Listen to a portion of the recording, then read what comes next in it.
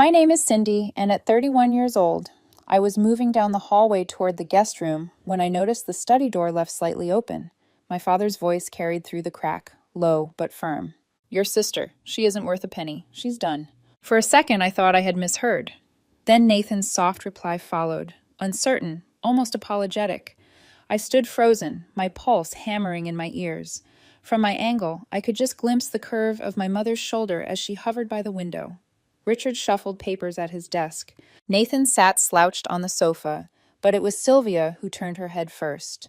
Her eyes met mine across the narrow opening. Instead of shock or shame, she offered the smallest smile, as if she had been waiting for me to hear. The smile hollowed me out more than the words themselves. It told me everything I had feared, but never wanted to believe, that my place in this family had been quietly revised. My value appraised and dismissed, all without my voice in the room. I stepped back into the shadows, every memory of overlooked trophies and deferred praise colliding into one sharp truth. The house felt colder, despite the fire burning in the hearth, each portrait on the wall reminding me whose face had always mattered more. By the time I reached the guest room, my hands trembled so violently I could barely close the door. I sat on the edge of the bed, staring at the bland floral comforter, the sounds of laughter from downstairs drifting upward, as if nothing had broken. But something had, and I knew I would not sleep that night.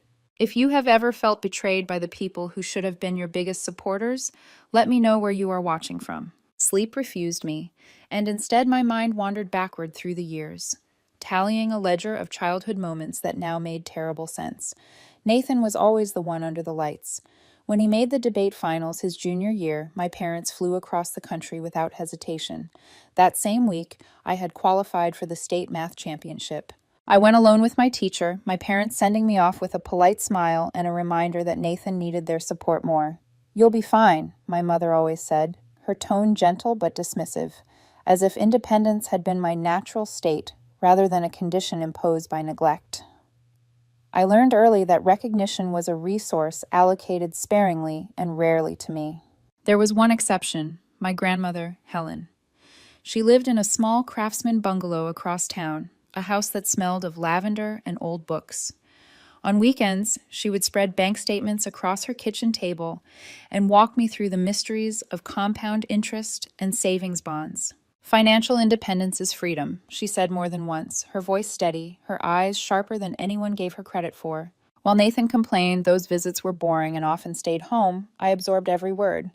When she passed away during my senior year, she left me $15,000, specifically earmarked for education at the reading of the will. I caught the quick glance my parents exchanged, something brittle in their expressions. Later, my mother remarked, almost casually, "Your grandmother always favored you," turning what had been a gift into a wedge. That inheritance became my ticket out, though even then it was reframed as imbalance. Nathan received tuition, housing, and endless allowances. I stretched Helen's gift across scholarships and part-time jobs, learning to live within margins so tight they cut. Lying awake in the guest room now, I realized Helen had done more than give me money. She had handed me tools my parents never intended me to have, the knowledge to stand alone. As I pressed my palms against the quilt, I knew those lessons were about to become my only defense, because the account I had once called family had just declared me insolvent. Northwestern was the first place I felt both invisible and free at the same time. Invisible because no one there cared about the Albright family name.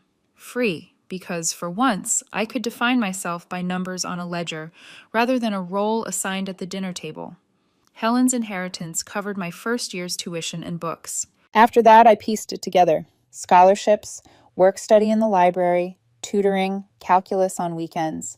I grew accustomed to counting every dollar twice, not out of fear, but out of pride. Back home, Nathan had chosen USC. My parents paid the bill in full, justifying the expense, with words I could still hear. He needs the right environment to succeed. His right environment was an apartment near the beach and a new car in the driveway.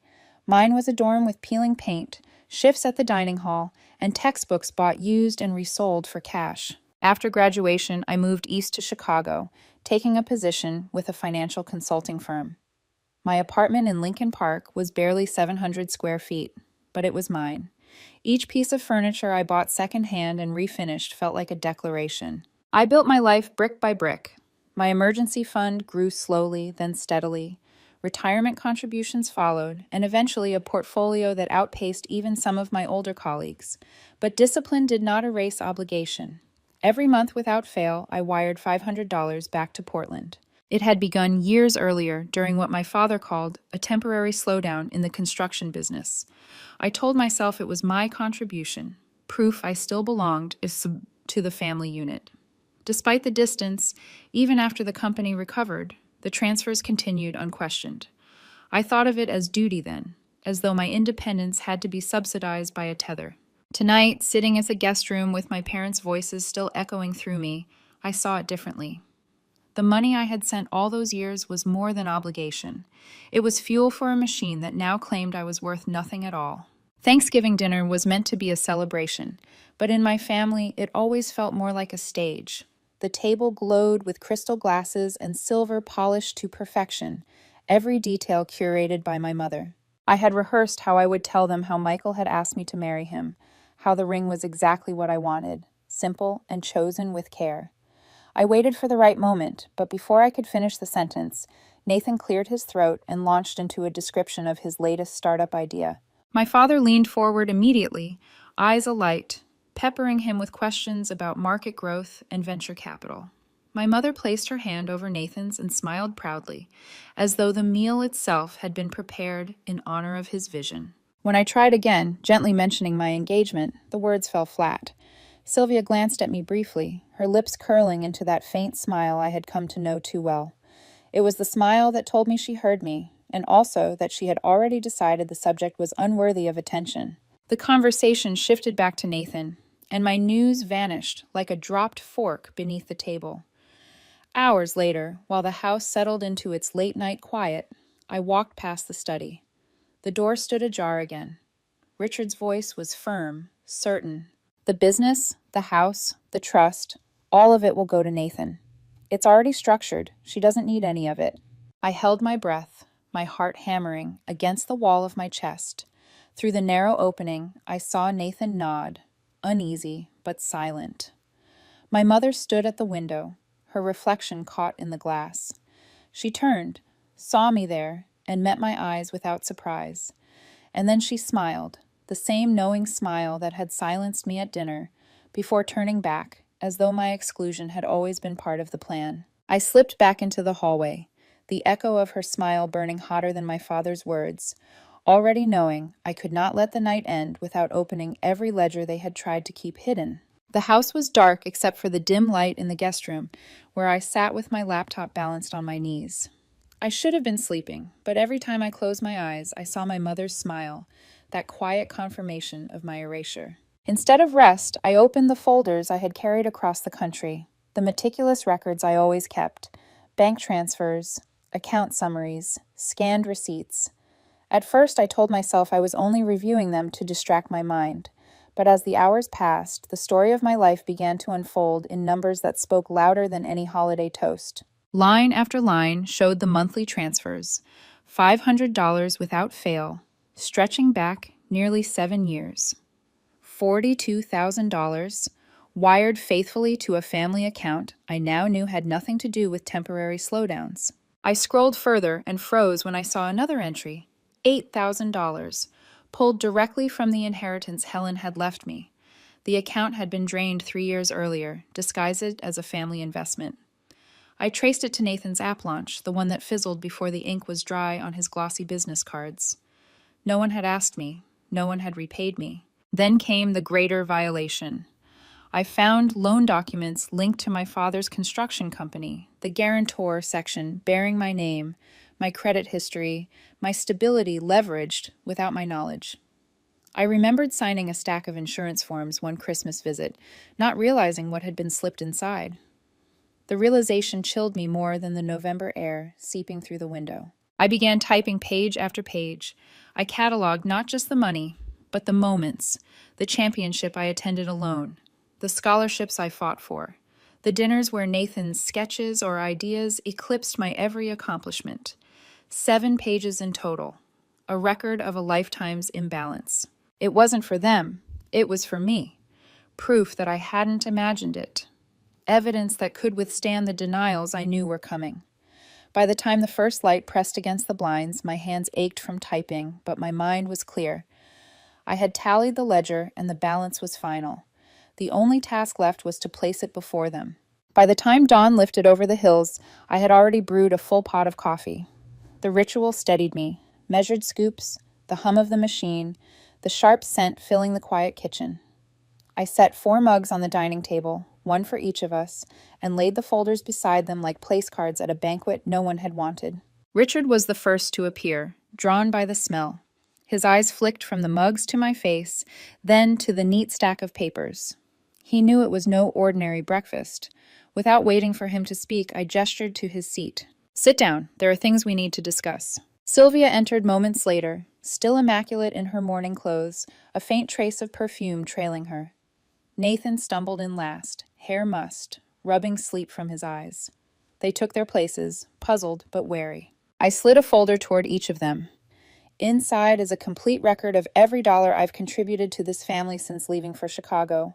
$42,000 in transfers, $8,000 stolen from the inheritance Grandma Helen left me, and fraudulent loan documents signed in my name. Read them. Richard flipped a page, his jaw tightening. "This is unnecessary," he said.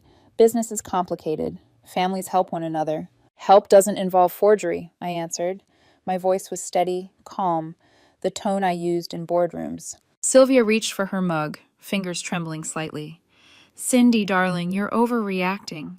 We've always supported you in our way. Think of everything we've done, your education, your opportunities." My education was paid for with scholarships and jobs. My opportunities, I carved myself. What you've done is siphon my resources while telling me I didn't matter. Nathan sat silent, staring at the papers, lips parted, but no words coming. I let the weight of the evidence press into the silence. Finally, I pushed my chair back and stood. "I'm done. No more transfers, no more guarantees. I will not underwrite this family while being erased from it." The room seemed to contract, the polished table suddenly too small to contain us. Richard's eyes narrowed. Sylvia's face paled. Nathan's fingers tightened around the folder. I left the words there, final, already preparing for what would come next. Nathan was the first to break the silence, his voice rough with disbelief. "Cindy, you've misunderstood. Dad never meant you weren't included. These things are complicated. You're making it sound worse than it is." I met his eyes across the table. "Did I misunderstand working nights at the library while you were given a car at 16? Did I misunderstand paying my own way through Northwestern while Mom and Dad covered every dollar of your tuition at USC? Did I misunderstand sending $500 a month from my salary while you lived rent-free in an apartment they furnished for you?" Color drained from his face. His mouth opened, then closed again, no words arriving quickly enough to blunt the truth. I leaned forward. "The app launch you bragged about, the one that failed within months. Do you know where part of the funding came from?" His brows knit, uncertainty flickering. "Dad said $8,000, I cut in, "from Grandma Helen's inheritance. Money left to me for education. It went into your project without my knowledge and without a single word of repayment." The paper in his hands trembled as he scanned the lines of my documentation. For the first time, he looked less like the favored son and more like someone who had been kept in a carefully curated illusion. He turned to our parents, his voice rising. "Is this true? You took her money to cover my business? You've been using her transfers all these years?" Sylvia started to answer, smoothing her tone into reason. But Richard's sharp glance silenced her. The look only confirmed what Nathan already suspected. His shoulders sagged, confusion giving way to something closer to shame. For the first time, I saw the strings that had kept him elevated, and I watched him realize they had been pulled by the same hands that had tied me down. The room felt different then, as if the script had slipped from their control, and Nathan was left staring at the pages, unsure whether to keep reading or to finally set them aside. After the confrontation, the house seemed to close in on me, every polished surface reflecting back a version of myself I no longer recognized. I returned to the guest room and began to pack.